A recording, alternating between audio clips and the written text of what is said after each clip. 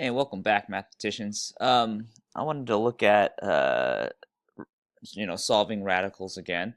Uh, in particular, I want to look at extraneous solutions. Okay, so we have a radical equation here, and we're going to go ahead and solve it out. All right. So the easiest way is we kind of try to get a square root all by itself, and we already have that situation, which is good.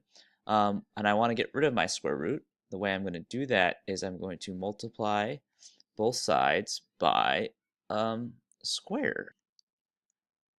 I'm going to square both sides. Right, on this side I'm going to get an x, actually let's call that an x plus 1 squared. On this side again, this square and the square root cancel, so I get 7x plus 15. Alright, and on this side I just expand that out, so I get an x squared plus 2x plus 1. And if you have to expand it out, do it on the side here. X plus 1 squared is equal to x plus 1 times x plus 1. So multiply those out, you'll get this term. Okay, so then I get 7x plus 15.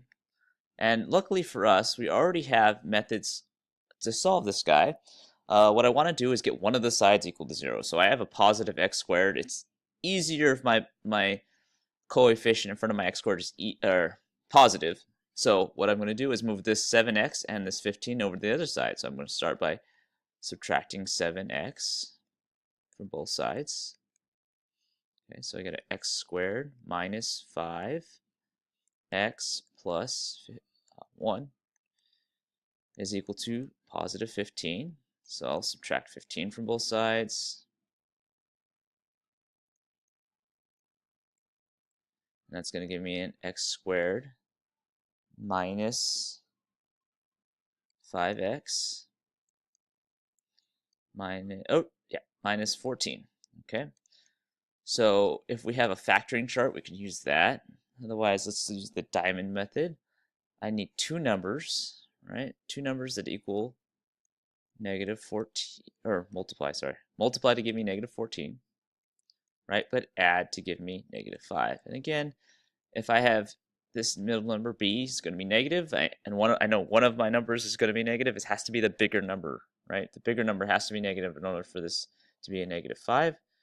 So let's see what my numbers are, or my products, I should say. 1 times 14, 2 times 7, and that should be it. All right, and again, my biggest number should be negative, so I'll make the big numbers negative, and I'll check to see if any of these add up to 5, and which they do. It's these two.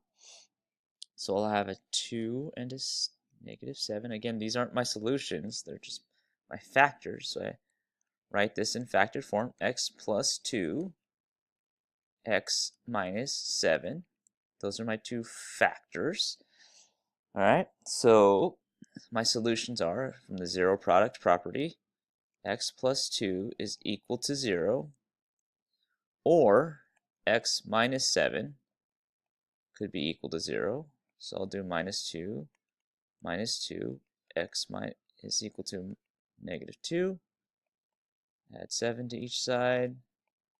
X is equal to positive 7. Okay, so I may think that I'm done, but actually I have a little bit more work to do. I want to go back and check, make sure these things are actually solutions. Okay, let me check the 7 first. 7, and I'm plugging in um, 4x and my original equation, right? 7 plus 1. Maybe it's a solution of 7 times 7 plus 15. Let's check. Okay, so this is 7 plus 1. That's going to be an 8. And I'm checking to see if this is a solution. On this side, I'll have 49 plus 15. 49 plus 15 is going to be 64. Aha, look at that. I have an 8. Oh, an 8 equal to 8. That checks out. Fantastic. All right, so let's check the other side. Okay, so again, I plug in negative 2 for all of my x's. And let's see if it works out.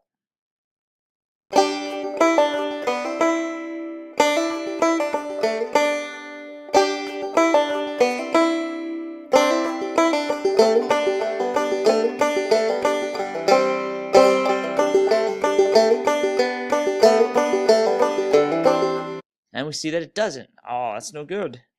This one doesn't work. This one is what we call, or this term is what we call an extraneous solution. Okay, so that one doesn't work. This is our only solution right here. Okay, so thanks for watching. I'll catch you at the Ring of Fire.